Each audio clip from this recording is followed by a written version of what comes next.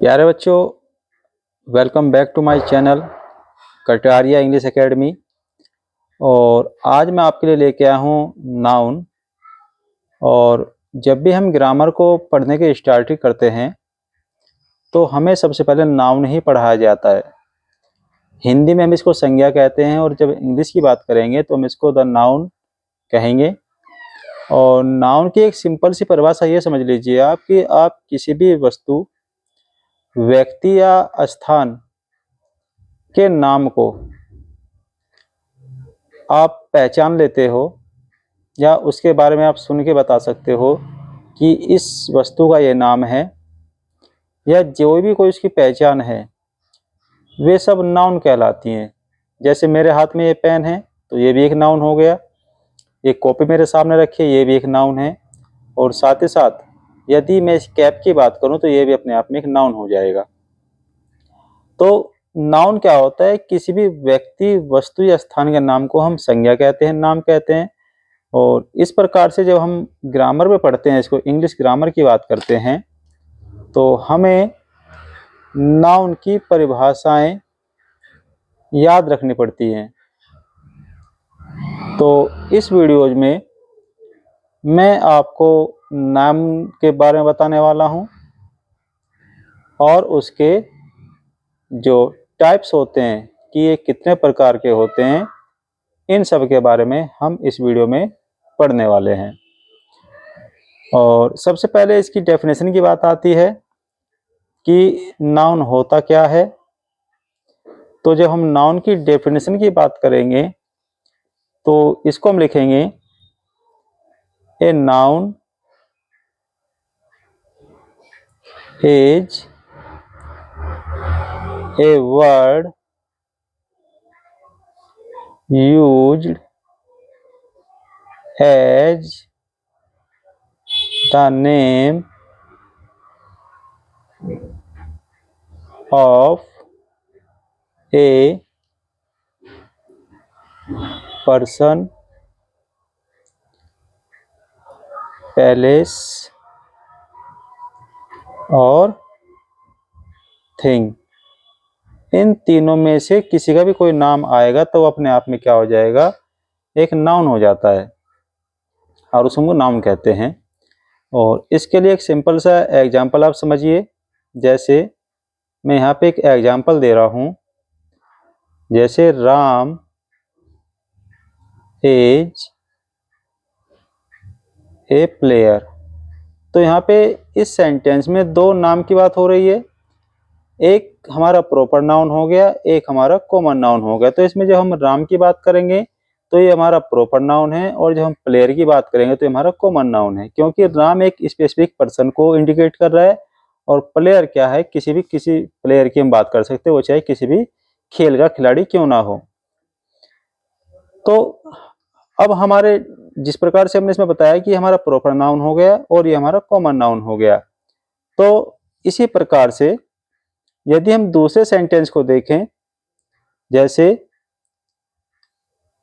Mohan is a student. तो यहाँ पे मोहन हमारा प्रॉपर नाउन है और स्टूडेंट हमारा हो गया कॉमन नाउन। ऐसे प्लेयर भी हमारा कॉमन नाउन है और राम हमारा प्रॉपर नाउन हो गया। तो जब हम स्पेसिफिक पर्सन की बात करेंगे तो हमारा प्रॉपर नाउन कहलाएगा, और जब हम किसी कॉमन पर्सन, पहले से थिंग की बात करेंगे, वो हमारा कॉमन नाउन हो जाता है। तो अब हम डेफिनेशन देखेंगे कॉमन नाउन क्या होता है और प्रॉपर नाउन क्या होता है। तो सबसे पहले हम प्रॉपर नाउन को ही पढ़ते हैं। तो इसी की डेफिनेशन सबसे पहले मैं लिखने वाला हूँ आपको। और जब आप ग्रामर को पढ़ने की कोशिश करोगे तो ये सब चीज़ें आपके लिए बहुत आसान हो जाती है और इसके आपको पहचानने बड़ी आसानी हो जाती है। तो प्रॉपर नाउन की हम बात करते हैं तो इसके डेफिनेशन हम इस प्रकार से लिख सकते हैं। ए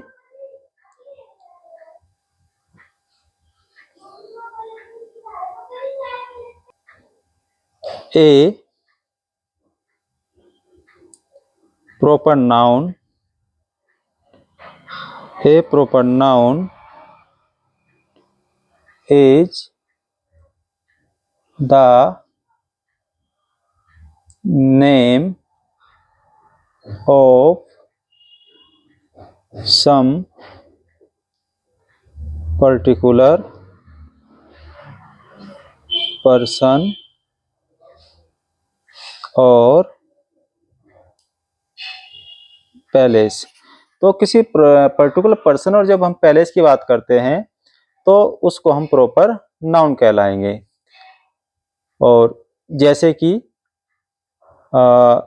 इसके बाद हम बात करेंगे एग्जाम्पल की, इसमें कौन सा एग्जाम्पल किस प्रकार से आएगा। जैसे Ram is a good player. Ram हमारा इस सेंटेंस में क्या हो गया, प्रॉपर पर्सन हो गया, प्रॉपर नाउन हो गया। जब हम सिटी की बात करते हैं, किसी पैलेस की बात करेंगे तो हम इसको लिख सकते हैं Delhi is the capital of India. तो दिल्ली हमारा क्या हो गया, प्रॉपर पैलेस हो गया। और इसके बाद हम लिख सकते हैं I have a Lucent's English grammar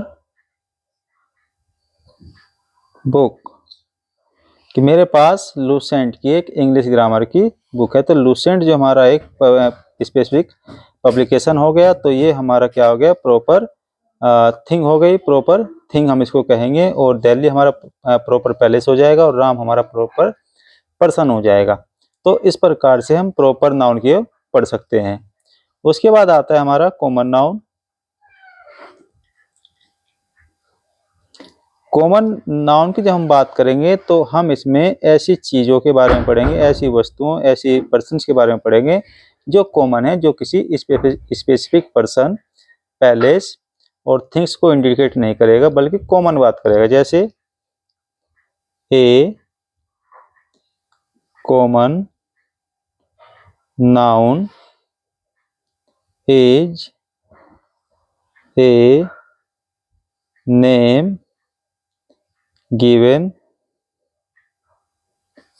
in common to every person और thing of the same class और kind.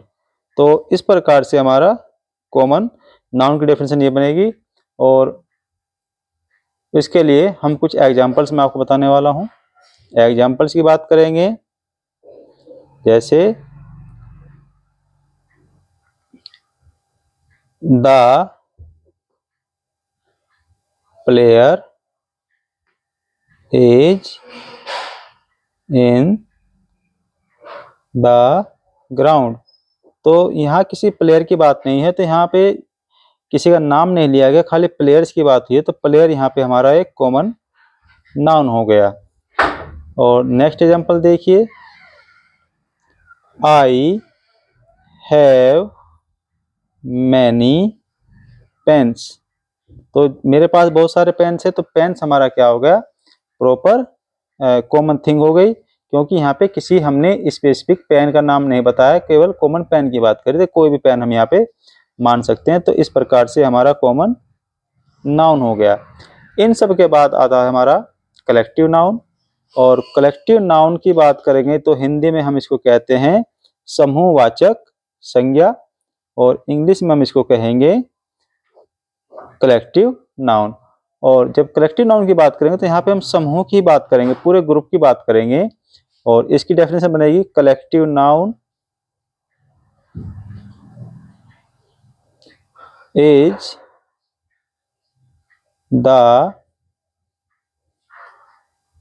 Name of a number of person और things taken together and spoken of as one whole. As जैसे a class of students, a bunch of the flowers, और साथ ही साथ an army। तो इसका मतलब है a collection of people, a collection of people. तो इस प्रकार से यहाँ पे हम कॉमन नाउन की बात करेंगे। और एक सिंपल सा एग्जांपल देखिए, जैसे ए टीम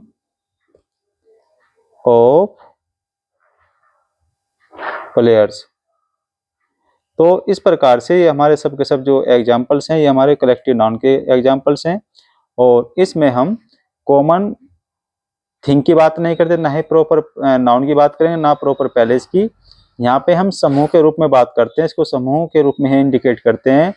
तो इस प्रकार के नाउन हमारे कलेक्टिव नाउन में आएंगे, जहाँ पे हम पूरे टीम की बात करेंगे, पूरे समूह की बात करेंगे। जैसे ए हर्ड ऑफ कैटल, और a crowd, a fleet of ships, और साथ ही साथ a class of students, a team of player, a group of crooks. इस प्रकार से सब के सब हमारे क्या हैं, कलेक्टिव नाउन के एग्जाम्पल्स हैं। और प्यारे बच्चों, बाकी नेक्स्ट वीडियो में मैं आपको इसके दो टाइप्स और रह गए हैं नाउन के, जिसमें मैं आपको एब्स्ट्रैक्ट नाउन के बारे में बताऊंगा, और साथ ही साथ आपको मैं इसमें मैटेरियल नाउन के बारे में बताऊंगा। और जब आप ग्रामर को पढ़ने की स्टार्ट करोगे तो आपको सबसे पहले नाउन पढ़ना होता है, और नाउन पढ़ने के लिए आपको ग्रामर की बुक्स को पढ़ना है। इन चीज़ों को ध्यान रखना है, और ये एक कॉमन थिंग्स हैं, हमेशा आपके काम आएगी। तो आपको इसको अपनी कॉपी में लिखना है और उनकी डेफिनेशन को याद करना है। तब तक के लिए थैंक यू।